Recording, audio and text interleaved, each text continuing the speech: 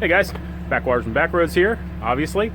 So, we're going to clean this up today. I'm loading up my pressure washer in my truck. I'm going to take it over to my friend's house who has an outside spigot, and I'm going to spray this thing off, and we're going to finally see what it looks like underneath 10 years of grime. So, stay tuned.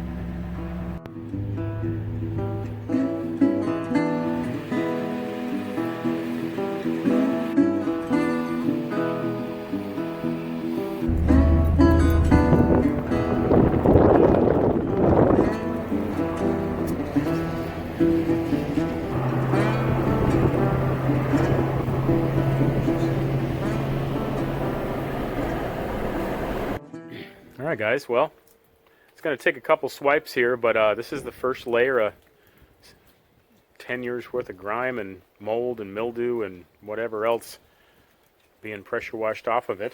Let me give you a closer look. So we have that, and that's where it's coming clean.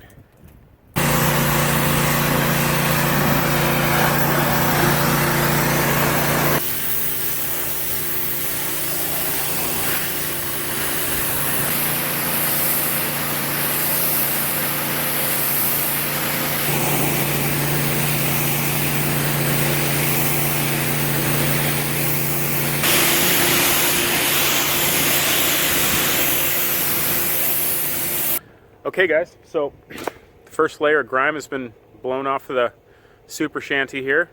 Why don't I do a little walk around and I'll show you. Yeah, she cleaned up pretty nice. Still needs some scrubbing, but I'd say it's a good start. Slides coming off.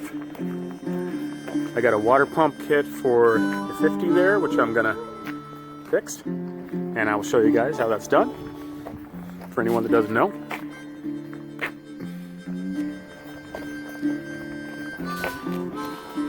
So yeah. Oh, I missed a spot.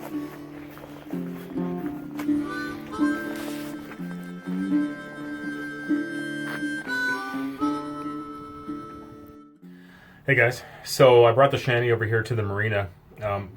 Even though I have room at my house to work on stuff, I kind of like to bring my project, the big project that I have every summer, over to the marina here and work on it in the little corner that they kind of leave open for me.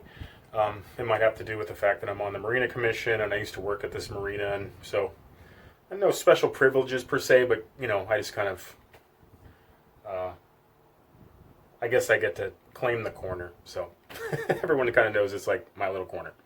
So but yeah, I kind of like it because people do stop by and chat, and we talk about the boat, and people are just around, just roll by and kind of see the slow development of the project. Is what happened the last time when I built the original Shanty Beagle. So that's why I bring it over here. And I'll show you something here. So I got these dog-eared treated fence panels. And the reason why I'm going with these, or probably will, is because they're cheap. Sometimes you get them on sale for like $1 a piece. These aren't the redwood ones. They're the treated ones, and I think they're gonna fit. I'll turn the camera around and I'll show you what I'm thinking about here.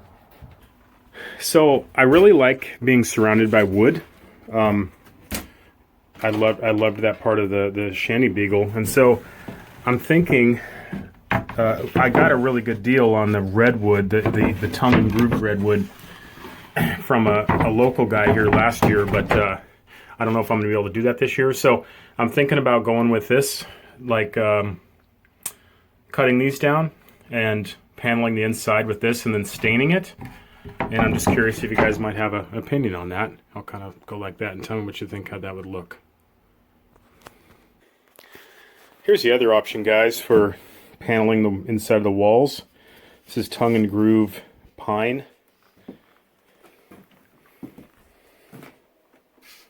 And I have quite a bit of that too, so what do you think?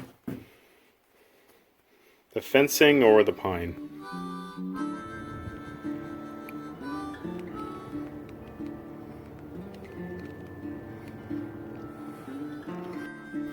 I also got a water pump rebuild kit for the the 50 horse on the back of the shanty boat here.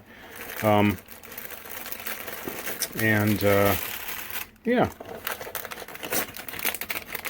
going to be doing this. I'll do a quick little segment on that. I won't make a whole video out of it, but it's very much the same as the little kicker that I just showed you in this video, the 2.5 horse I have. So it's just bigger. So I know a lot of folks that probably watch my channel already know how to do that, but if you have never done it and you might be intimidated by it, just believe me, it's really easy. If I can do it, you can do it. That's my second motto after thanks for putting up with me. So okay, so here we are at the marina. The first layer of grime taken off the boat. It's going to need a whole lot more cleaning, but I'll get to that. Before we get too far into this series, I just felt like I needed to address something. So obviously this is a commercial built trailable houseboat, and I imagine there's going to be people out there, they probably already have from maybe watching the first time I did this on a 26 footer, is who does this guy think he's fooling telling us he's building a shanty boat? To which I'll say, I'm not fooling anybody. My building skills really aren't that good. I kind of just do everything pretty good, and that's why I have to keep my life really simple. So that said, I really couldn't build a shanty boat from scratch. I mean, I suppose I could, but I don't necessarily want to because I just don't have that much time. I'd rather go on an adventure on this thing than build one. I know people have done it. There's a guy I'm going to link in the description below. His name is Roy. I think pronounce his last name Schneider or Schneider. He's in Canada, and he has plans and sells them, and he has a great YouTube channel. And he builds, you know, true shanty boats, if you want to call them that, from scratch. And if that's what you're looking for, I would definitely recommend go to find his channel. But if you can be inspired by someone that just gets good deals on kind of like stuff that needs work, and then modifies it to their own taste, and that would be me. So if you go back, if you're kind of new to the channel, go back and watch my original build of the Shanty Beagle, and that's kind of what I like to do. Is I get them cheap, but basically there, and then I just kind of rebuild them or refurbish them or kind of custom make them to my liking, and that's what I'm gonna do with this one, and that's kind of my style. So, and I'm okay with it. I hope you're okay with it. I call this a shanty boat because I like the sound of it better than a trailable houseboat. So that's where I'm coming from, but I don't feel like I'm trying to fool anybody. I'm totally honest with my skills and how I do things. So hopefully you guys feel the same, and we will continue on. Thanks for listening. That said, just a quick addendum to that. There's actually more than just Roy that builds true shanty boats on YouTube here. Since I've been doing this for the past couple years, I've been put in touch with a lot of people who are interested in shanty boats, and some of them are even building them and have already built them. And I'm going to try to compile that list, and if they do have a YouTube channel or something like that that's chronicling their builds, I'm going to link all of those in the description of this video below, because I want to do my part to bring us all together. So if there's such a thing as a shanty boat community, I am so proud to be part of it, and I love it. I love doing stuff like this. So, and I've been put in touch with a lot of really cool people that do the same and are interested in the same, and even have dreams to do it, or are already doing it, or about to do it. So follow the links below if you get a chance.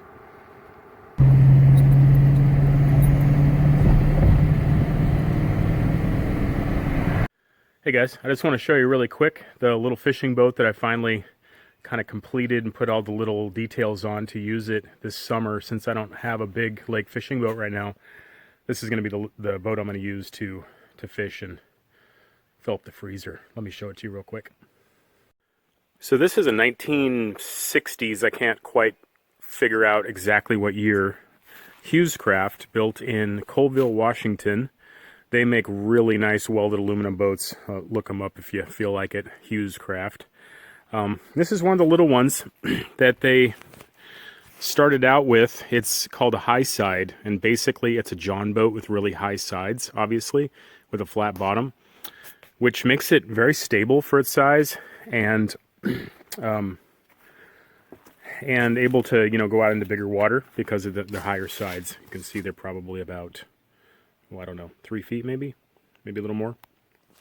So I've got several motors to run, but this little 2.5 horse actually just pushes it around really good. And I'm just finishing up a tow hitch on my little Scion to tow this to some lakes in the area, so I'm not just fishing on Lake Superior. It's got a little downrigger,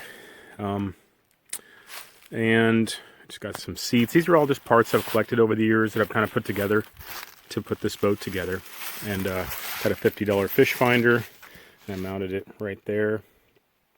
And I think I even have a trolling motor to put on the front. So yeah, hopefully this summer we'll just do little trips here and there to kind of make some segments to break up the shanty boat build, and you guys will come along and we'll do some fishing together. Well, you can see that the ice shelf is almost gone, and my bathtub, I mean Lake Superior, is opening back up. I feel my first bath of 2020 coming pretty soon. And all sorts of new pickings for driftwood. Hey guys, I have one more treat for you. So I commissioned some art and some postcards from a nice young lady who lives in Georgia, and I'm going to link her information in this video. She has a YouTube channel, and she has an Instagram, I believe, and she's a very talented artist. Her name is Liz, and she sent me this package, which I commissioned, and let's open it up together and see what she sent me. Okay guys, so I'm just using my cheap little phone mount that I bought from Walmart for like $5, and it hangs around my neck.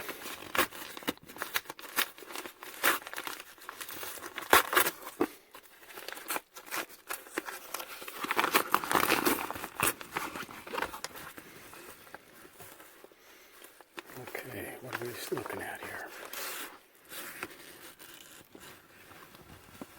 Oh.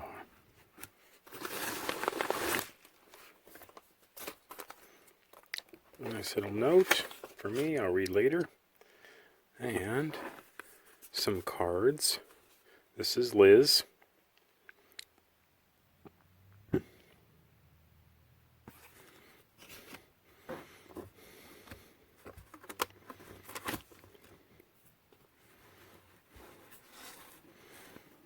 Here's the original artwork. You guys might recognize this if you watch the Shanty Boat Beagle adventure. This is a picture, I think it was from episode 4, rescued by Polish farmers. And I think I had a picture from that same episode. And Liz combined the two, like I asked her to do, or asked her if she could do, and she said yes. And this is my beautiful, one-of-a-kind, hand-painted. It's going to go on my wall. I'm going to cherish it forever. And she made some postcards.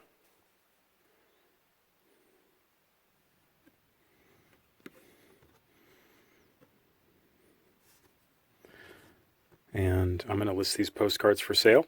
I'm going to figure out how much to charge, something very reasonable. And if anybody would like one, I will send it to your house. And link is in the description below, as always.